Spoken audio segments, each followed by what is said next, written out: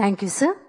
తర్వాత రాష్ట్ర పర్యాటక సాంస్కృతిక సినిమాటోగ్రఫీ శాఖ మాత్యులు గౌరవనీయులు శ్రీ కందుల దుర్గేష్ గారిని మాట్లాడవలసిందిగా ఆహ్వానిస్తున్నాం.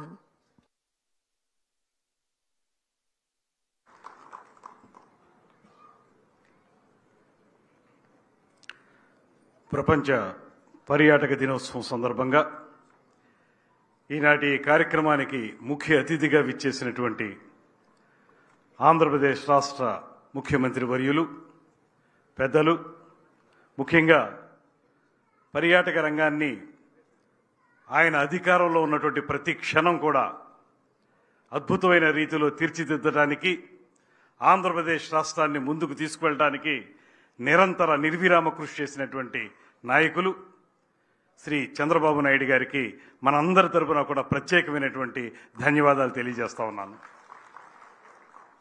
చాలా కోయిన్సిడెన్స్ ఏంటంటే, ఈ సంవత్సరం యొక్క థీమ్ ఏంటంటే, ప్రపంచ పర్యాటక దినోత్సవానికి టూరిజం అండ్ పీస్, అంటే పర్యాటక రంగం ద్వారా శాంతిని పాదుగొల్పాలనేటువంటి మాట. ఇవాళ నిజం చెప్పాల్సి వస్తే 5 సంవత్సరాల పాటు అశాంతితో గడిపినటువంటి మనందరికీ మళ్ళీ ముఖ్యమంత్రిగా చంద్రబాబు నాయుడు గారు వచ్చిన తర్వాతే మనం శాంతిని సాధించుకుంటామనేటువంటి మాటలో భాగంగా ఇవాళ పర్యాటక రంగానికి సంబంధించిన కార్యక్రమం యొక్క థీమ్ కూడా టూరిజం అండ్ పీస్ అనేటువంటి మాట రావటం నిజంగా చాలా ఆనందించదగ్గ విషయంగా ఈ సందర్భంగా మనవి చేస్తూ, శాంతియుతమైనటువంటి సమాజ స్థాపన కోసం నిరంతరం కృషి చేసేటువంటి చంద్రబాబు నాయుడు గారి హయాంలో పర్యాటక రంగం కూడా అద్భుతంగా విరాజిల్లుతుందనేటువంటి నమ్మకాన్ని మనందరం కూడా పెట్టుకోవడం జరిగింది. అందుకే ఈ 100 రోజుల కాలంలోనే మనం అధికారంలోకి వచ్చి కేవలం 100 రోజులైన సమయంలోనే పర్యాటక రంగాన్ని కూడా ఇతర రంగాలతో పాటు వేగవంతంగా నడపడానికి పెద్దలు శ్రీ చంద్రబాబు నాయుడు గారు అందిస్తున్నటువంటి సూచనలు కానీ సహకారం కానీ చాలా గొప్పదైనటువంటి విషయంగా ఈ సందర్భంగా నేను మనవి చేస్తున్నాను. అందుకే ఇవాళ కేంద్ర ప్రభుత్వం కూడా ముందుకొచ్చింది. ఆంధ్రప్రదేశ్ రాష్ట్రంలో ముఖ్యమంత్రి చంద్రబాబు నాయుడు గారు, ఉప ముఖ్యమంత్రి పవన్ కళ్యాణ్ గారుల నేతృత్వంలో జరుగుతున్నటువంటి అభివృద్ధిని చూసి కేంద్రంలో ఉన్నటువంటి పథకాలైనటువంటి స్వదేశీ దర్శన్ కానివ్వండి, ప్రసాద్ కానివ్వండి, ఆ రకమైనటువంటి కార్యక్రమాల ద్వారా, అదేవిధంగా ఛాలెంజ్ బేస్డ్ ప్రోగ్రామ్స్ కానివ్వండి, శాసీ కార్యక్రమాలు కానివ్వండి, వీటన్నిటి ద్వారా కూడా ఆంధ్రప్రదేశ్ రాష్ట్రంలో పర్యాటక రంగాన్ని వృద్ధి చేయడానికి కేంద్ర ప్రభుత్వం కూడా ముందుకొచ్చిందనేటువంటి మాటని ఈ సందర్భంగా మనవి చేస్తున్నాను. అందుకే ఇవాళ ఈ రాష్ట్రంలో మేము పర్యాటక రంగానికి సంబంధించి మేమందరం కలిసి, అధికారులు అనధికారులు కలిసి చేస్తున్నటువంటి గొప్ప ప్రక్రియ రమారమి 1000 కోట్ల రూపాయలతోటి ఈ రాష్ట్రంలో పర్యాటక అభివృద్ధి చేయడానికి, అందులో 500 కోట్ల రూపాయలు కేవలం అమరావతిలో ఉన్నటువంటి పర్యాటకాన్ని వృద్ధి చేయడానికి ఉపయోగించే విధంగా మెగా టూరిజం ప్రాజెక్టును తీసుకురావడానికి, అదేవిధంగా ఇతరత్ర మనం 4 ఐకానిక్ ప్రాజెక్టులు, ఒకటి శ్రీశైలం, 2 అఖండ గోదావరి, అదేవిధంగా మన సూర్యలంక బీచ్, మరోది మహాసంగమేశ్వరం, ఈ 4 చోట్ల కూడా ఒక అద్భుతమైనటువంటి పర్యాటక కేంద్రాలుగా, ఐకానిక్ ప్రాజెక్ట్స్గా వాటన్నిటినీ డెవలప్ చేయడానికి నిరంతరం కృషి చేస్తా ఉన్నటువంటి సందర్భంలో అక్టోబర్ 15వ తారీఖు నాటికి వాటికి సంబంధించినటువంటి డిపిఆర్లని కేంద్ర ప్రభుత్వానికి అందించి, ఆ తర్వాత రాబోయే రోజుల్లో ఖచ్చితంగా 2 సంవత్సరాల లోపులోనే ఈ అన్ని ప్రాజెక్టులు కూడా పట్టాలెక్కి మళ్ళీ పర్యాటక రంగం తన పూర్వ వైభవాన్ని, గతంలో చంద్రబాబు నాయుడు గారి హయాంలో సాధించినటువంటి వైభవాన్ని మళ్ళీ పునరుత్తేజం పొందే విధంగా కార్యక్రమాల్ని నిర్వహించడానికి సంసిద్ధులంగా ఉన్నామనేటువంటి మాటని ఈ సందర్భంగా మనవి చేస్తున్నాను. ఇవాళ మీరు చూస్తే ఎక్కడికి వెళ్ళినప్పటికీ కూడా ఇతర దేశస్తులు అనేక మంది ఆంధ్రప్రదేశ్కి వస్తున్నారు. దేశంలో పర్యాటక రంగ అభివృద్ధికి రావటం ఒక ఎత్తైతే, వారిలో చాలా మంది మొన్ననే వియత్నాం నుంచి కొంతమంది విచ్చేశారు, రాయబారి గారు కూడా వచ్చారు. వారు కూడా ఆంధ్రప్రదేశ్లో ఏ రకంగా మనం పర్యాటక అభివృద్ధి చేయాలనేటువంటి ఆలోచన చేస్తూ ఉన్నారు. దాంతోపాటు వియత్నాం నుంచి విశాఖపట్నానికి డైరెక్ట్గా కొంత ఎయిర్ప్లేన్లు ఏర్పాటు చేసేటువంటి కార్యక్రమానికి శ్రీకారం చుట్టబోతున్నారు. అదేవిధంగా ఇతరత్ర దేశాల నుంచి కూడా ఆంధ్రప్రదేశ్ని అభివృద్ధి పదంలో నడిపించడానికి, పర్యాటక రంగంలో ముందుకు తీసుకెళ్ళడానికి ఉత్సాహం చూపిస్తున్నారంటే ఇక్కడ ఉన్నటువంటి రాజకీయ వాతావరణం. ఇవాళ ఈ వాతావరణం ఉండబట్టే వారందరూ ముందుకొస్తున్నారు. అదే మీరు గడిచిన 5 సంవత్సరాల కాలంలో చూస్తే ఎవరు ఏ రకంగా కూడా ఇక్కడ పెట్టుబడులు పెట్టడానికి కానీ, మనం చెప్తున్నటువంటి పబ్లిక్ ప్రైవేట్ పార్ట్నర్షిప్ అనేటువంటి మాట కానీ, O&M అనేటువంటి మాట కానీ, లేకపోతే స్విస్ ఛాలెంజ్ అనేటువంటి మాటకి తావు లేకుండా ఏ రకమైన కార్యక్రమాలు జరగలేదు.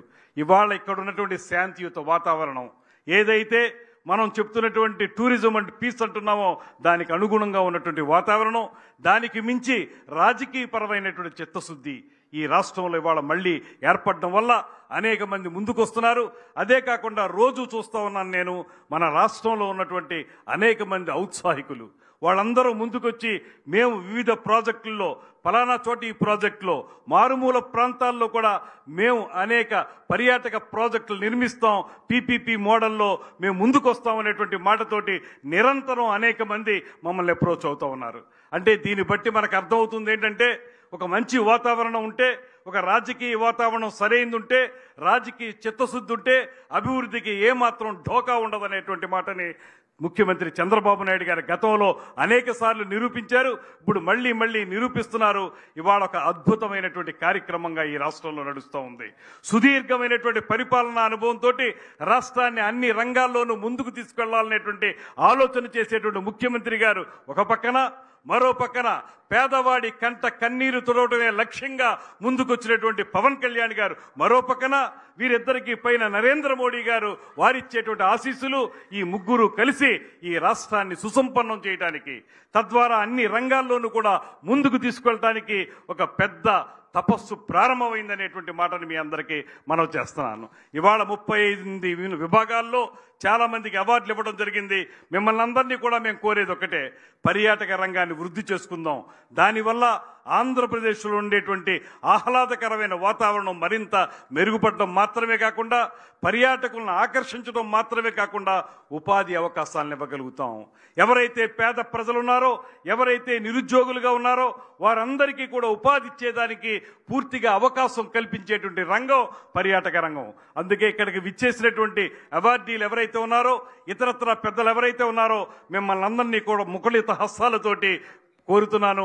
తప్పనిసరిగా ఈ రాష్ట్రంలో మీరు ముందుకు రండి, ప్రభుత్వానికి సాయంగా నిలబడండి, చేతనైన సహాయాన్ని అందించడానికి, భరోసాగా ఉండటానికి ముందుకు రండి అని చెప్పి మిమ్మల్ని అందరినీ కోరుకుంటూ, రాబోయే రోజులు శ్రీ చంద్రబాబు నాయుడు గారు చెప్పిన విధంగా భారతదేశంలో వికసిత భారత్ అయితే, ఇక్కడ మనకి స్వర్ణాంధ్ర భారత్ అనేటువంటి మాట ఏదైతే మనం చెప్తున్నామో, ఆ స్వర్ణాంధ్ర ఆంధ్రప్రదేశ్ తయారు కావటానికి మనందరం కూడా కృషి చేయాలనేటువంటి మాటని మరొకసారి మనవి చేసుకుంటూ, ఈ కార్యక్రమంలో భాగస్వాములైన ప్రతి ఒక్కరికి అభినందనలు తెలియజేస్తూ, అవార్డులు పొందిన వారికి ప్రత్యేకమైనటువంటి అభినందనలు ఇస్తూ, కొత్తగా కార్పొరేషన్ చైర్మన్ గా వచ్చినటువంటి నూకసాని బాలాజీ గారికి మనందరి తరపున అభినందనలు తెలియజేస్తూ, వేదిక మీద ఉన్నటువంటి శాసనసభ్యులకి, వేదిక మీద ఉన్న పార్లమెంటు సభ్యులకి, అధికారులకి అందరికీ కూడా మరొక్కసారి మనవి చేస్తున్నాను, మనందరం కలిసి ఇంటిగ్రేటెడ్ గా పనిచేద్దాం. ఎవరి కాళ్ళు ఐసోలేటెడ్ గా పనిచేయటం వల్ల ఈ కార్యక్రమాలు ముందుకు వెళ్ళవు.